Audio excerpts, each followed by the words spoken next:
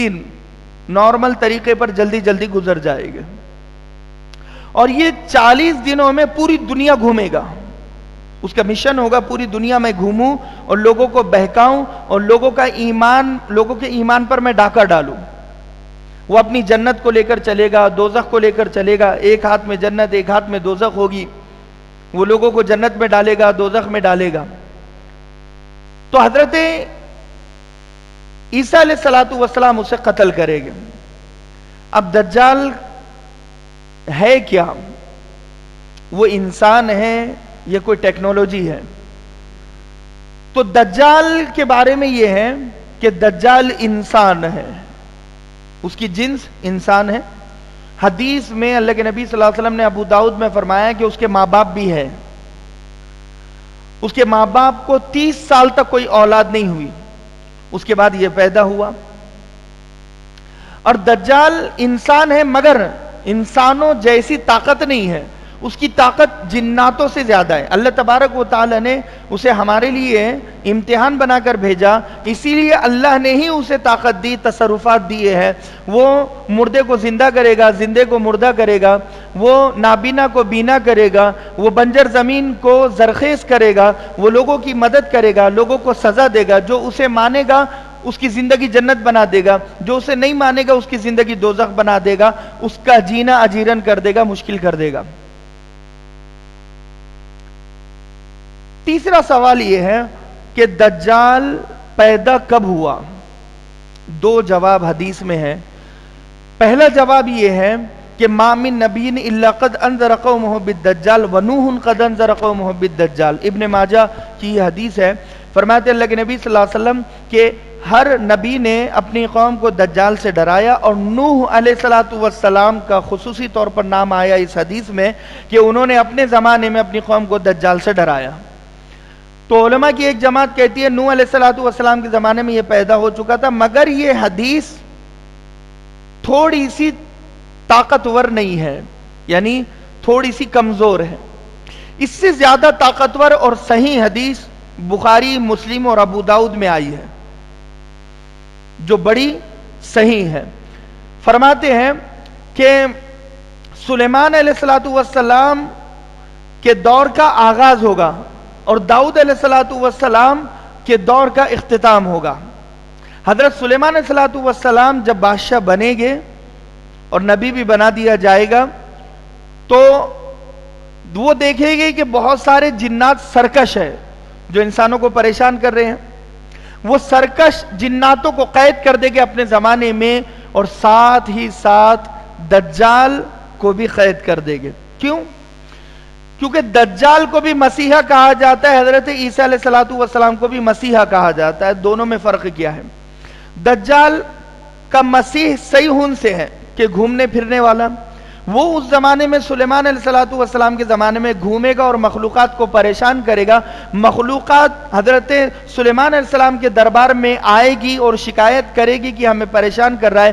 ان کی شکایت پر مقدمہ چلے گا اور دجال کو حضرت سلیمان علیہ السلام قید اس زمانے میں کر دیا تھا. تو سلیمان علیہ السلام کے زمانے میں بالیقین دجال پیدا ہو چکا تھا.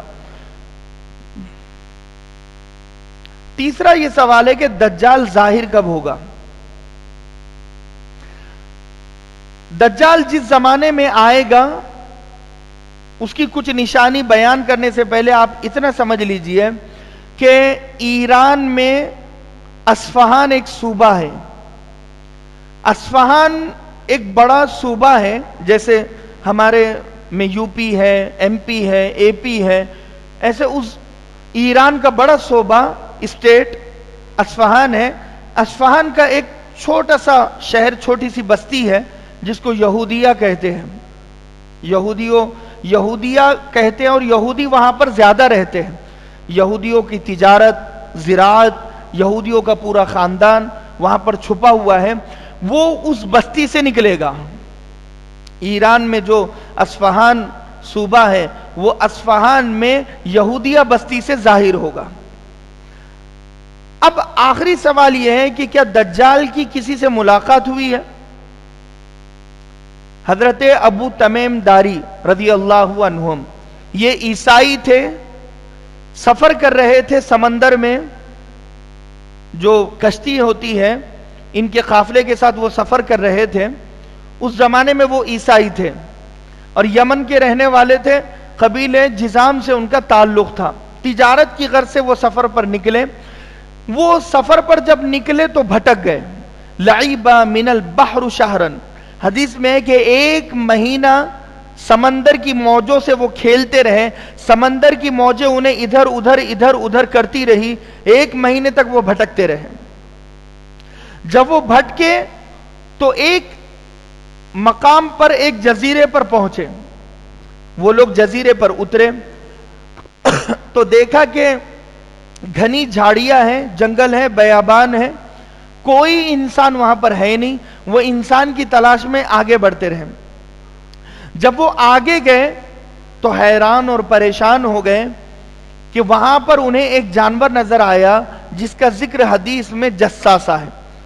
حضرت ابو تمیم داری ہی اس حدیث کے راوی ہے اور اللہ کے نبی صلی اللہ علیہ وسلم نے یہ پوری حدیث صحابہ کو جمع کر کے سنائی ہے جو میں آپ کو ابھی بتا رہا ہوں. تو انہوں نے ایک جانور دیکھا کہ کثیرۃ الشعر، کہ اس کے بہت زیادہ بال ہیں، آگے اور پیچھے کا حصہ اس کا پہچانا نہیں جاتا، لیکن اس کا منہ پہچانا جاتا ہے جس سے یہ سمجھا جاتا ہے کہ یہ آگے کا حصہ ہے، وہ انسانوں کی طرح بات کر رہا ہے. حضرت ابو تمیم داری فرماتے ہیں کہ وہ ہم سے بات کرنے لگا انسانوں کی طرح. تو اس نے ہم سے پوچھا کہ کہاں سے آئے. ہم نے اسے جواب دیا کہ ہم بھٹک چکے، ہمیں راستہ چاہیے. کہا کہ تمہارا انتظار ایک شخص کر رہا ہے اور وہ تمہیں بتائے گا کہ کہاں جانا ہے. کہا کہ ٹھیک ہے چلو. وہ جانور جساسہ کہلاتا ہے. جساسہ یہ جاسوسی سے ہے، یعنی وہ دجال کی پہرے داری بھی کر رہا ہے اور جاسوسی بھی کر رہا ہے، دونوں چیزیں ہیں. تو یہ جساسہ جانور حضرت ابو تمیم داری اور ان کی جماعت کو جب لے کر وہاں پر گیا تو حضرت ابو تمیم داری کہتے ہیں کہ میں حیران اور پریشان ہو گیا کہ اتنی ہائٹ اور اتنا لمبا چوڑا انسان کہ جب ہم کھڑے ہوئے تو نظر اٹھا کر ہم اس سے بات کرنے لگے اور ہمارا سر جہاں پر ختم ہو رہا تھا اس کے قدم وہاں سے شروع ہو رہے تھے، یعنی اتنا وہ لمبا تھا اور چوڑا، اور وہ چیخ رہا ہے، چلا رہا ہے، بیڑیوں میں جکڑا ہوا، اور یہی دجال تھا.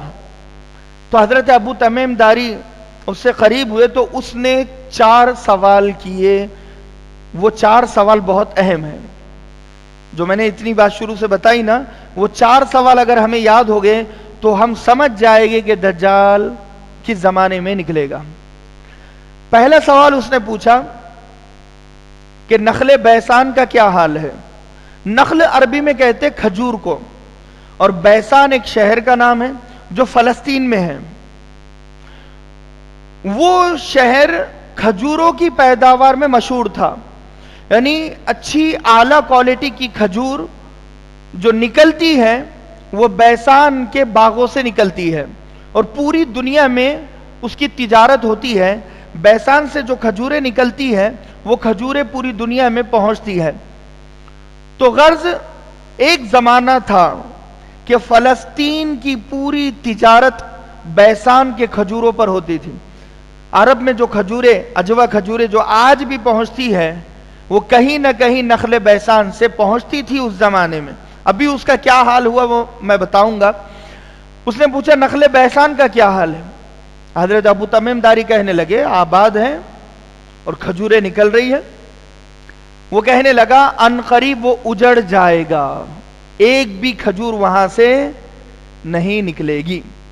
نخل بیسان اگر ہم اندازہ لگائیں اس زمانے میں اس زمانے کے اعتبار سے تو غالباً 50 ایکڑ میں وہ ہوگا. اتنا بڑا تھا وہ اس زمانے میں جو آباد تھا. اب وہ کم ہوتے ہوتے ہوتے ہوتے آج اس میں 2011 میں علماء کی ایک جماعت جب بیسان گئی ہے اور وہاں پر انہوں نے جب وہ باغ کو دیکھا تو وہ حیران اور پریشان ہو گئے کہ اس میں صرف 15 درخت لگے ہوئے تھے۔ اب یہ کیسے ہوا؟ نخل بیسان پر اسرائیل نے سب سے پہلے قبضہ کیا۔ جب اسرائیل فلسطین میں آیا، دیکھو اس کی کتنی نظر ہے اللہ کے نبی کی حدیثوں پر، جتنی ہماری نہیں ہے، اتنی دلچسپی سے ہم سنتے بھی نہیں ہیں۔ وہ تیاری میں کہاں سے ہیں میں آپ کو بتاؤں، 1948 میں جب اسرائیل نے پہلا حملہ فلسطین پر کیا تو سب سے پہلے نخل بیسان کو اپنے انڈر میں لے لیا۔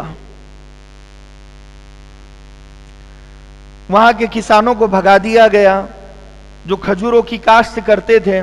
دھیرے دھیرے وہ اجڑتے اجڑتے اجڑتے اجڑتے چنندہ درخت آج باقی رہ گئے۔ میں 2011 کی بات بتا رہا تھا کہ کچھ درخت تھے، آج 2022 ہے، غالباً 11 سال گزر چکے ہیں۔ کیا 11 سال میں وہ درخت ہو گئے؟ نہیں ہو گئے۔ ہم جب گوگل پر سرچ کرتے ہیں نخل بیسان کے بارے میں تو پوری بنجر زمین ہمیں ملتی ہے، ایک بھی کھجور کا درخت ملتا نہیں ہے۔ دوسرا سوال اس نے کیا کہ عین زغر کا کیا حال ہے؟ اب عین زغر کیا ہے؟ عین عربی میں کہتے ہیں پانی کا بڑا چشمہ، اور زغر حضرت لوط علیہ السلام کی بیٹی تھی جس کا نام زغر تھا۔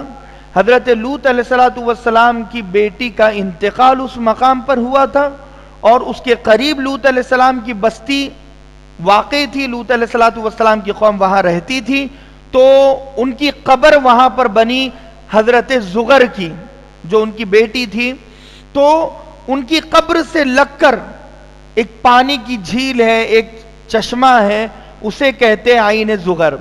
یزرعون الماء، اس زمانے میں کسان جب کھیتی کرتے تھے تو اس پانی سے اپنی کھیتیوں کو سیراب کرتے تھے، کھیتیوں کو پانی دیتے تھے، اور وہ چشمہ 10 ایکڑ میں واقع تھا اس زمانے میں، اتنا بڑا تھا وہ۔ آج وہ چشمے کا نام و نشان نہیں ہے، وہ مٹ چکا ہے۔ اسرائیل نے کیا کیا کہ میں جو ابھی بتا رہا ہوں نا، یہ نخل بیسان یہاں پر واقع ہے، آپ میپ پر دیکھیں گے تو سمجھ میں آئے گا۔ اس سے کچھ آگے عین زغر ہے جسے ڈیڈ سی آج کہتے ہیں، یعنی بحر مردار، یعنی ایسا سمندر کہ جس کا پانی زہریلا ہے۔ وہ کیوں ہے کہ حضرت لوط علیہ السلام کی قوم پر جب عذاب آیا، بے حیائی، مکاری، فحاشی، عریانی کی وجہ سے جب انہیں اٹھا کر پٹکا گیا تو ان کی لاشوں کو جس سمندر میں پھینکا گیا، اور جس سمندر میں وہ لاشیں پڑی ہوئی اس کی نشانات ہیں، اسے کہتے ہیں مردار سمندر، ڈیڈ سی، جب سے اس کا نام پڑا ہے، وہ زہریلا پانی۔ تو اس سے لگ کر تھا، اب وہ نام و نشان اس کا مٹ چکا ہے۔ اسرائیل نے اسے بھی اپنے کنٹرول میں لے لیا۔ آج آپ اگر دیکھیں گے ڈیڈ سی کا حال، تو لوگ وہاں پر ویکیشن کے لیے جاتے ہیں، وہاں پر فحاشی عریانی ہے، اور لوگ وہاں پر اپنا بے لباس ہو کر رہتے ہیں، یعنی اتنی ناپاکی پھیل چکی ہے۔ تیسرا سوال دجال نے کیا، اس نے پوچھا عین زغر کا کیا حال ہے؟ تو وہ کہنے لگے آباد ہے ماشاءاللہ، کھیتیوں کو پانی پہنچ رہا ہے۔ دجال کہنے لگا وہ بالکل سوکھ جائے گا، پانی کا نام و نشان نہیں ہوگا۔ کہا ٹھیک ہے۔ تیسرا سوال اس نے کیا کہ بحیر طبریہ کا کیا حال ہے؟ بحیر طبریہ کسے کہتے ہیں؟ ایک بڑا سمندر ہے جو کئی سمندروں کا پانی آ کر اس میں گرتا ہے، جو ترکی سے پانی نکلتا ہے، دریائے فرات ہے، دریائے دجلہ کا پانی ہے، اور پوری دنیا کے چھوٹے چھوٹے دریا اور چھوٹے چھوٹے سمندر یہ وہاں پر جا کر گرتے ہیں۔ اس جھیل کو بحیر طبریہ کہتے ہیں۔ وہ پوچھنے لگا اس کا کیا حال ہے؟ کہنے لگے وہاں پر تو پانی ہے۔ کہا کہ وہ بھی عنقریب سوکھ جائے گا۔ بحیر طبریہ ڈیڈ سی کے بالکل آگے، یعنی ایک سمت میں یعنی ایک لائن میں یہ تینوں چیزیں ہیں. ان تینوں چیزوں پر اسرائیل نے یہاں سے قبضہ شروع کیا, یہاں پہنچا اور پورے ایریے پر مکمل قبضہ کر چکا. پہلے بیسان پر, پھر ڈیڈ سی پر, اور پھر بحیرہ طبریہ پر. یہ تینوں اس کے قبضے میں. 1948 میں وہ لے چکا تھا, یعنی آج سے 74 سال پہلے. کیسی تیاری ہے ان لوگوں کی. ہمارے تو ہوش و گمان میں نہیں ہے کہ یہ ہو سکتا ہے. مسلمان سویا ہوا ہے. کلیم عاجز کا یہ شعر کہ میں فقیر خانہ بدوش ہوں, میرا انجمن میں گزر نہیں, نہ دکھاؤ خواب محل اسے جسے جھوپڑے کی خبر نہیں. میرا درد یہ کون سا درد ہے کہ قرار شام و سحر نہیں. میرے دشمنوں کو ہے سب پتہ, میرے دوستوں کو خبر نہیں. یہودیوں کا کتنا ایمان ہے اللہ کے نبی کے زبان سے نکلے ہوئے جملوں پر کہ جیسے وہ جملے نکلے ان کی تیاریاں شروع ہو گئی. تو یہ حضرت ابو تمیم داری نے جب سنا تو کہا کہ ہمیں راستہ بتاؤ. وہ کہنے لگا کہ عرب کا کیا حال ہے.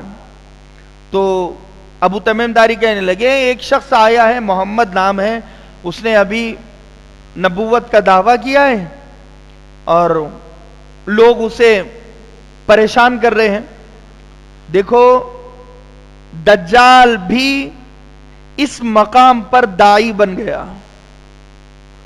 دجال کیا کہنے لگا, کہنے لگا خیر لہم ان تطیعوہ, کہ تمہارے لیے یہ بہتر ہے کہ تم اس نبی کو نبی مان لو, ایمان لے آؤ. انی مخبرکم انی انا المسیح الدجال, کہ میں تمہیں صاف طور پر بتا دوں کہ میں مسیح دجال ہوں, اور جب نکلوں گا تو تمہاری نسلوں کو ایمان نصیب نہیں ہوگا. حضرت ابو تمیم داری گھبرا گئے, فوراً اپنے ساتھیوں کو لیا, یمن واپس نہیں گئے. نکلنے میں مدد بھی دجال نے کی ہے. جب وہ نکلے ہیں تو فوراً مدینہ المنورہ میں گئے ہیں, اللہ کے نبی صلی اللہ علیہ وسلم کو پورا واقعہ بتایا اور مسلمان بن گئے. اللہ کے نبی صلی اللہ علیہ وسلم مدینہ المنورہ میں مسجد نبوی کے ممبر پر کھڑے ہوئے اور اللہ کے نبی نے پورا واقعہ سنایا اور کہا ہاذہ طیبہ, ہاذہ طیبہ, ہاذہ طیبہ. 3 مرتبہ اپنے عصا کو زمین پر مارا اور کہا کہ دجال ان 2 مقامات پر آ نہیں سکے گا, یہ میرے شہر کی خاصیت ہے. دجال پوری دنیا میں گھومے گا مگر مکہ اور مدینہ میں داخل نہیں ہو سکے گا. سن لو, جسے اس کے فریب اور مکر سے بچنا ہے, مسلمانوں کو چاہیے کہ وہ اس وقت 3 شہروں کی طرف ہجرت کرے, 4تھی جگہ پر بالکل مت رہنا ورنہ تمہارا ایمان خطرے میں پڑ سکتا ہے. ایک تو یا تو مکہ المکرمہ کی طرف ہجرت کر لو, مکہ میں بس جاؤ, یا مدینہ المنورہ کی طرف ہجرت کر لو, مدینے میں بس جاؤ, یا شہر غوطہ میں ہجرت کر لو جہاں امام مہدی علیہ رضوان رہے گے تو بچ جاؤ گے. ان 3 مقامات کے علاوہ, ان 3 مقامات کے علاوہ جہاں بھی مسلمان رہے گا وہ دجال کو خدا مان لے گا.